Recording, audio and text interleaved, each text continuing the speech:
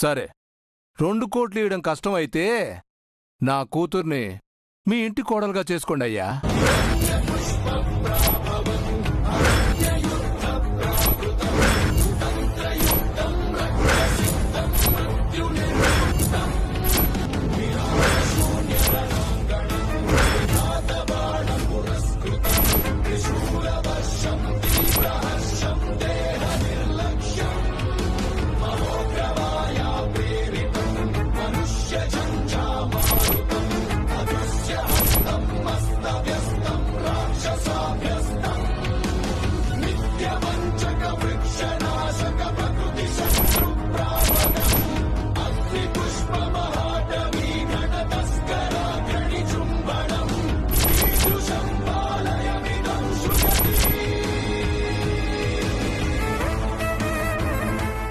ఏం వాగుతున్నావురా? మీ ముష్టి మొహాలకి నా కొడుకు కావాలా? ఏమమ్మో మీద మీదకొస్తున్నావు? ఈ ముష్టి మొహాన్నే కదమ్మా నీ కొడుకు వాడుకున్నాడు. ఏయ్ నువ్వేంటే ఏడు ఆపేసావే, ఏడు. అయ్యో నా శీలం పోయిందే.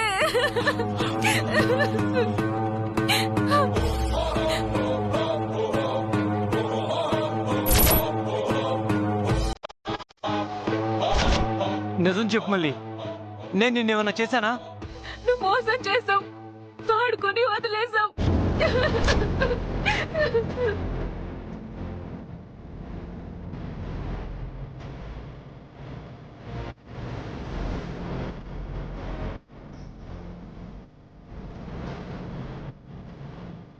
ఆపుతావా? ఏ ఆడది కూడా తన శీలం మీద నింద వేసుకోదు. ఇలా 10 మంది ముందు పరువు తీసుకోదు. అవునమ్మా, ఆడదానికి శీలమే ముఖ్యం. అలాంటి శీలంపై డబ్బు కోసం నింద వేసుకోకు. పరువు పోతే మళ్ళీ రాదమ్మా. గౌరవంగా బ్రతకడం నేర్చుకో.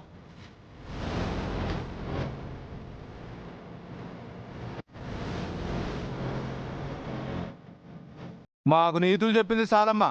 2 కోట్లు ఇస్తారో లేదా మా పిల్లని మీ ఇంటి కోడలుగా చేసుకుంటారో మీ ఇష్టం.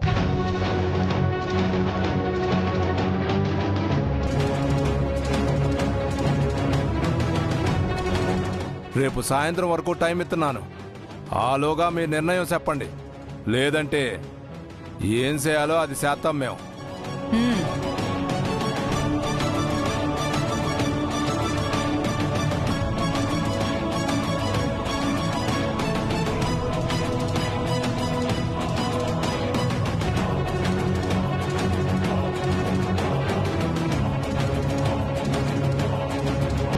గురవయ్య, అనవసరంగా నా పరువు తీకు. నీకు దండం పెడతాను.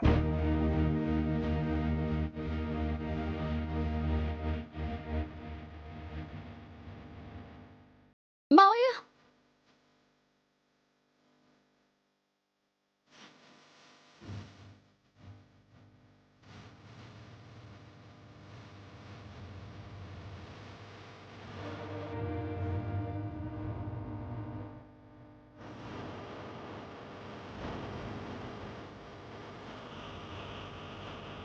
వాణ్ణి బతులాడుతున్నావేంటి నాన్న? లాగి పెట్టుకోటి దవడపల్లు రాలగొట్టకుండా. ఏంటి బాబు, నన్నే కొడతావా? నీలాంటి నీచుని కొట్టడం కాదురా, చంపేయాలి. ఆగండి ఆగండి. చంపేయండి, చంపేయండి. నీ తమ్ముడు నా కూతురు శీలం తీసేశాడు, మీరు మా ప్రాణాలు తీయండి. ఆయన ఎంత పెద్ద లాయరో మీకు తెలీదా గురువయ్య గారు? అలాంటి గొప్ప మనిషితో దండం పెట్టించుకుంటారా? మీ మావయ్య గారి గురించి మీకన్నా మాకే బాగా తెలుసమ్మా. ఆయన గొప్పగా వాదించి గెలిచి పేరు తెచ్చుకున్న ఎన్నో కేసుల్లో దొంగ సాక్షులు మేమేనమ్మా. అలాంటి మేము మా కేసులో దొంగ సాక్ష్యం చెప్పి గెలవలేమా?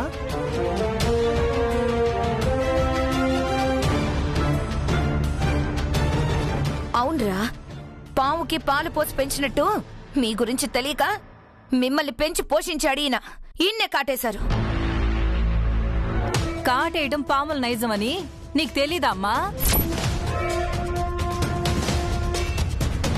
కాటయ్యబోయిన పాము పడగని చితకొట్టడం కూడా మాకు తెలుసు. మీకేం తెలుసో మీకేం తెలవదో మాకేం తెలియదు బాబు.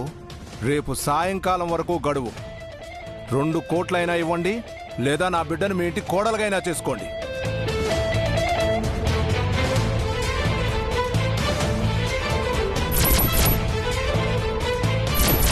ఇక వస్తాం. నమస్తే, సెలవు. పదండే. పదవే.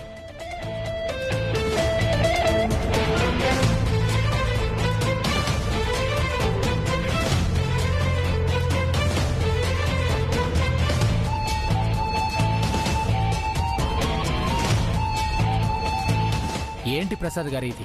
మీరెంత డీసెంట్గా ఉంటారు. మీ అబ్బాయి ఇలాంటి పని చేస్తాడని అనుకోలేదు. డబ్బుందని పిల్లల్ని ఇలా గాలికి వదిలేయకూడదు, పద్ధతిగా పెంచాలి. మా పిల్లని మీ పిల్లాడు బలవంతం చేశాడని కేసు పెడతాం.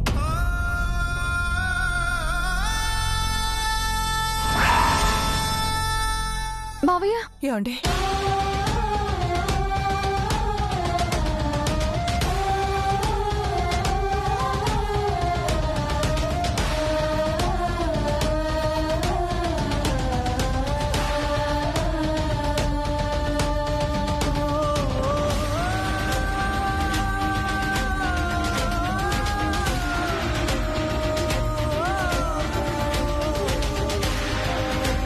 అయిపోయింది. ఎన్నాళ్ళు ఏ పరువు కోసం, ప్రతిష్ఠ కోసం పాకులాడాను, రేపు ఆ పరువు అంతా సర్వనాశనం కాబోతుంది. ఎంత గొప్పగా బతికినా పరువు పోయాక బ్రతకటం వేస్ట్. చచ్చిపోవాలనిపిస్తుంది.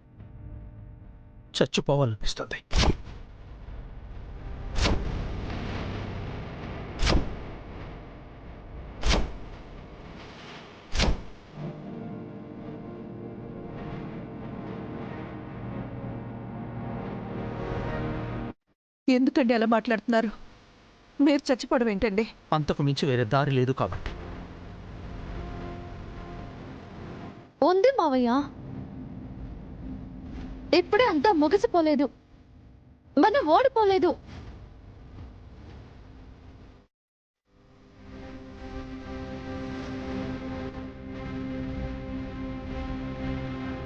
వేరే దారే ఉందమ్మా. మీరు చెప్పినట్టుగా వాళ్లతో కాంప్రమైజ్ కాకుండా ఉంటే బాగుండేది. వాళ్ళ ఆశకు అంతు లేకుండా పోయింది.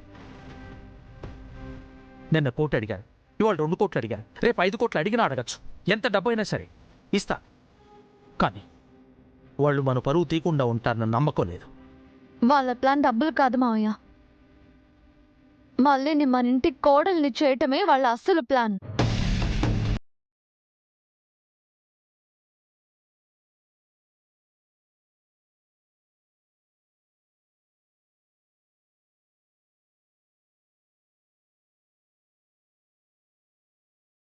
మనం ఒక పని చేద్దాం.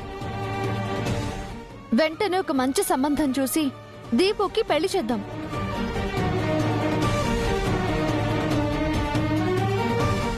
మళ్ళీ నీ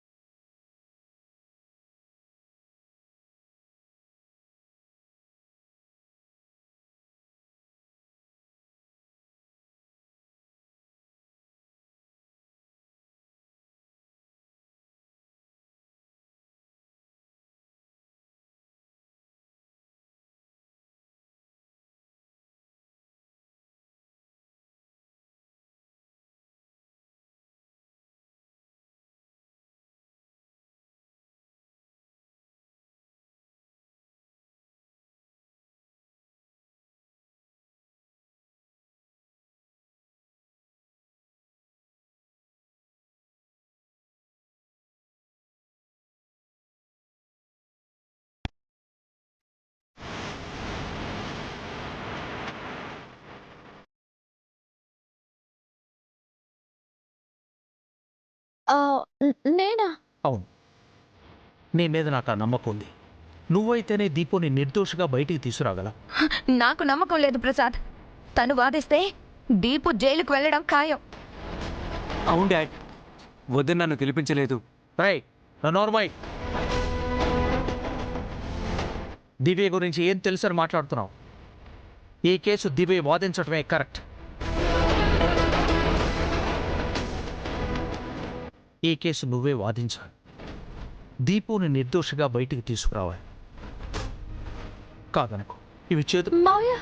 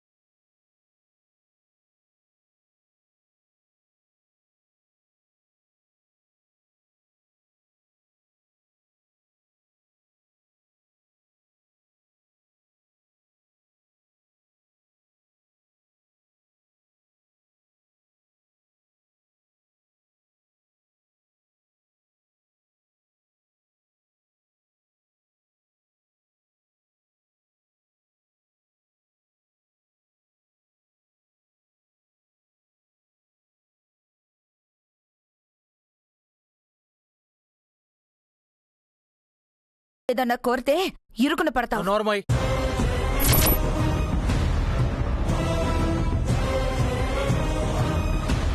అడిగమ్మా. నువ్వేం అడిగినా కాదన్నా. ప్రస్తుతానికైతే దీపుకి పెళ్లి సంబంధాలు చూద్దాం. తర్వాత వరం అడుగుతాను. అలాగేనమ్మా, వాడికి వెంటనే సంబంధాలు చూద్దాం. It's a promise.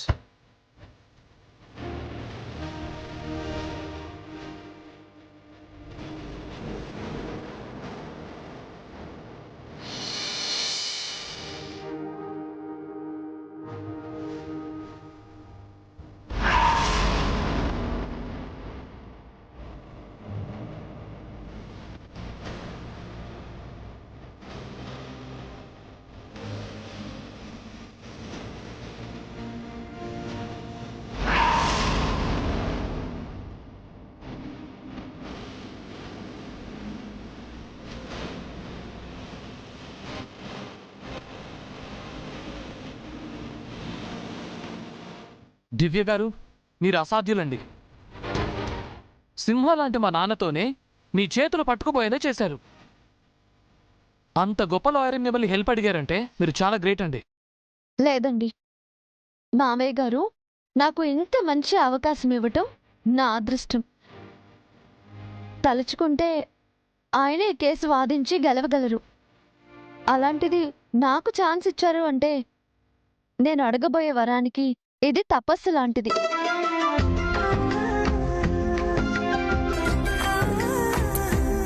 ఆయన ఆశీస్సులు నీకు ఎప్పుడు ఉంటాయమ్మా. మీ ఆశీస్సులు కూడా నాకు కావాలత్తయ్య. చల్లగా ఉంటా. నా విషెస్ కూడా తీసుకోండి. Wish you good luck. Thank you.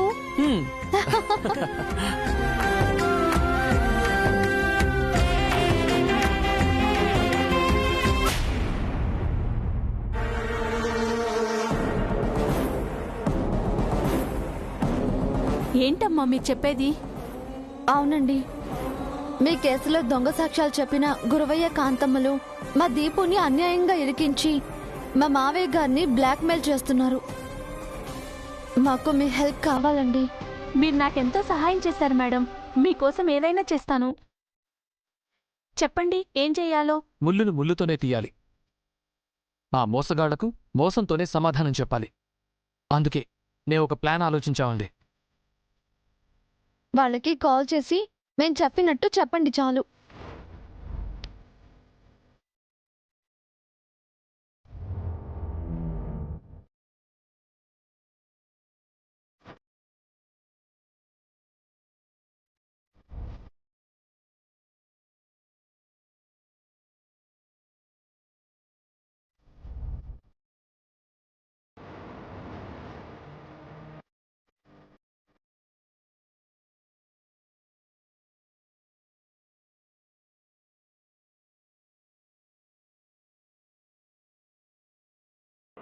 ఇలా చెప్పండి చాలు. ఫోన్ చేయండి. Okay madam.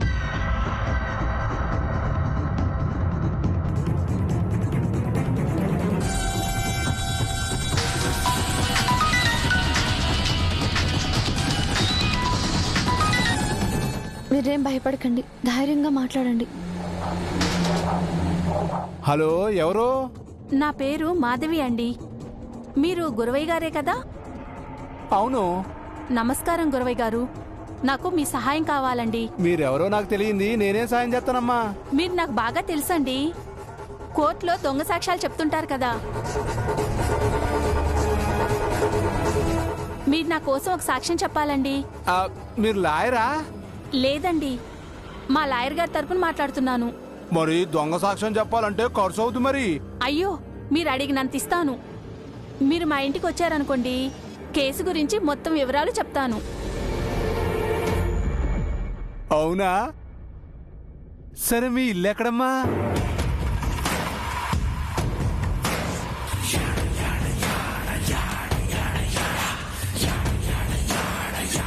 అలాగేనమ్మా, వచ్చేస్తానమ్మా. త్వరగా రండి. అమ్మా, మ్యాప్ పెడతారు కదా, పెట్టండి, దాని ఎమ్మడే వచ్చేస్తాను. సరేనా? మంచిదమ్మా, వచ్చేస్తున్నా అమ్మా. ఏ బేరం వచ్చిందే. ఇదిగో బాబు, ఆటోని వెనక్కి తిప్పోపాలి. వస్తున్నారు మేడం, బయలుదేరారు. వాళ్ళు రాగానే మేము ఆ రూమ్లోకి వెళ్ళి దాక్కుంటాం. వాళ్ళ చేత నిజాలని రాబట్టాలి. అయ్యో, నాకంత తెలివి లేదు మేడం, నాకు భయమేస్తుంది. మీరు వాళ్ళని ఏం అడగాలో అంతా క్లియర్గా చెప్తామండి. మీరు తడబడకుండా ఆ ప్రశ్నలు వాళ్ళని అడిగితే చాలు. అలాగే సార్. వాళ్ళతో ఏం మాట్లాడతారంటే,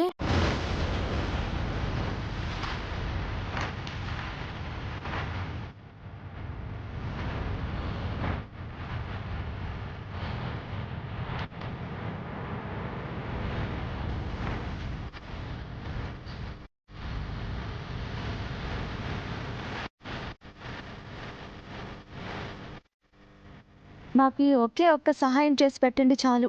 అయ్యో, అదేంటమ్మా, మీరేది అడిగినా చేస్తానన్నాను కదా. మీరు నా పాలిట దేవత. చాలా థ్యాంక్స్ అమ్మా, అడగగానే ఒప్పుకున్నందుకు. అయ్యో, మీరు మేడం గారు నా కాపురాన్ని నిలబెట్టారు సార్. ఇది నేను చేస్తున్న సహాయం కాదు, తీర్చుకుంటున్న రుణం.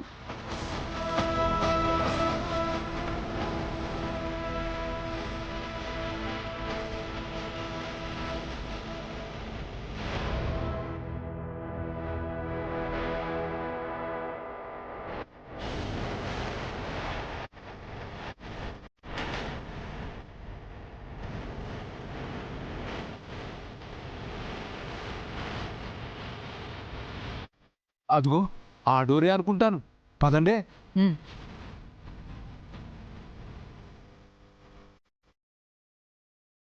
ఏమండి, ఏమండి?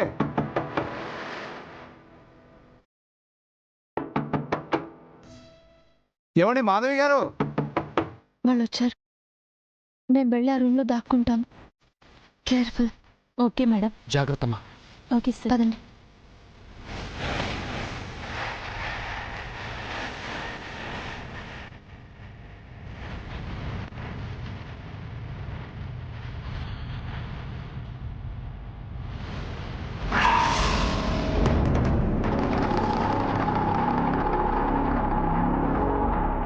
నువ్వా?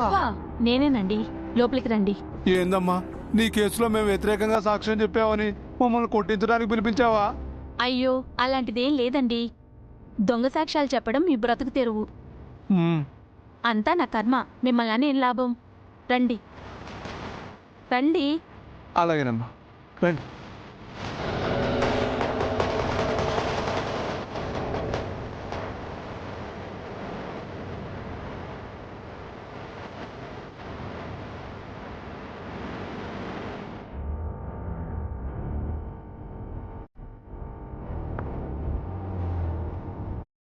ఏం తీసుకుంటారు?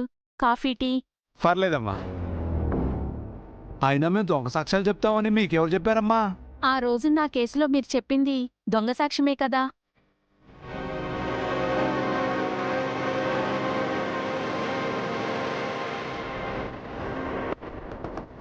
దొంగ సాక్ష్యాలు చెప్పి బతకడం మా బతుకు తెరువని నువ్వే అన్నావు కదమ్మా. ఏదో అలా బతికేస్తున్నావు. బతకాలి కదమ్మా మరి. మన బతుకుల గురించి ఆవిడకెందుకు చెప్పడం? ముందు ఎందుకు పిలిపించిందో ఆ విషయం అడగండి. అవునమ్మా, మీ కేసులోనే మేము మళ్ళీ దొంగ సాక్ష్యం చెప్పాలా? ఇది వేరే కేసులేండి. నిజానికి మీరు దొంగ సాక్ష్యాలు చెప్పేవారని నాకు మా లాయర్ గారు చెప్పారు. అనుకున్నాను.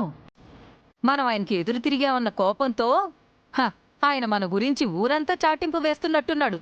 ఆయన్ని మీరు బెదిరించి ₹1,00,00,000 డిమాండ్ చేశారని తెలిసింది నిజమేనా అండి? ఆ విషయం మీకెందుకు? లేదమ్మా, ఆ లాయర్ ప్రసాద్ గారు ఎంతోమంది పొట్టకొట్టారు. అలాంటి ఆయన్ని మీరు దెబ్బ కొట్టడంలో తప్పేం లేదు.